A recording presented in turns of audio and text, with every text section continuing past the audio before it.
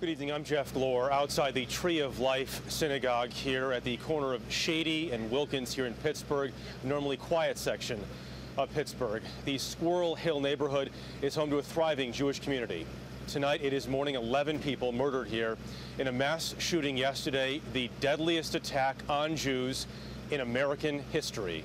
Neighbors have been stopping by all day long to leave flowers and candles outside the building and share their sense of disbelief that a hate crime here has touched them so closely. We have seen stars of David show up outside the synagogue here just in the past few hours with names of all of the 11 who have lost their lives. A vigil to honor the victims is taking place right now, just about 10 minutes from here. Those killed range in age from 54 to 97. 4 of the 6 people injured were police officers. David Begnaud begins our coverage. The mayhem started just before 10 a.m. Saturday morning inside the Tree of Life synagogue in the Squirrel Hill neighborhood of Pittsburgh. 3 different congregations were worshiping in separate rooms. Initial reports of an active shooter, 1 down in the Tree of Life synagogue. The alleged shooter, identified as Robert Bowers, was armed with an AR-15 style assault weapon and 3 Glock handguns, according to police. Police say he opened fire on the main floor, and then he went downstairs, where another congregation was gathering in the basement. And there he unleashed more gunfire, according to authorities, killing 11 people and wounding 6 others in the horrific attack. Officers arrived on scene minutes later and engaged Bowers at the front door as he was fleeing the synagogue, screaming, quote, "I just want to kill Jews." He went back into the building and continued shooting. We are pinned down by gunfire. He's firing out of the front of the building with an automatic weapon. 3410, please send the medics up here. Bowers allegedly injured 2 of the first responders. He then barricaded himself in a 3rd-floor classroom. As SWAT teams moved in, the breadth of the carnage became clear.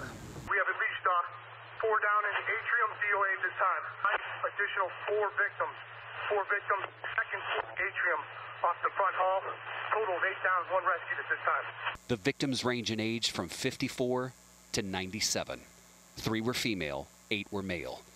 2 of the wounded were found barricaded in the basement. It was the deadliest rampage against the Jewish community in American history. Tactical teams found Bowers on the 3rd floor just before 11 a.m.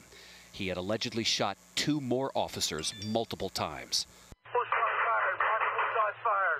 On the calls, police say Bowers can be heard opening fire on the officers. We have 1 operator hit high in the arm. We have a tourniquet.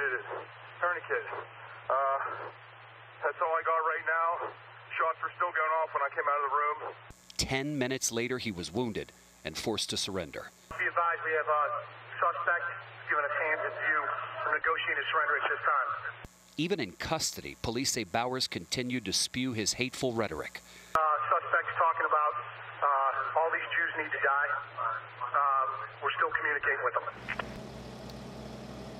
Many of you have asked us on social media why the suspect hasn't been charged with domestic terrorism. So I asked the U.S. attorney today who's prosecuting the case, and here's what he said.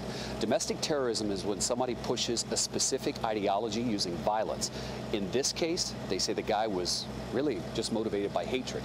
And that, Jeff, is why they charge him with a hate crime. And if he gets convicted, he could get the death penalty. Motivated by hatred. Yeah. David Begnaud, thank you very much.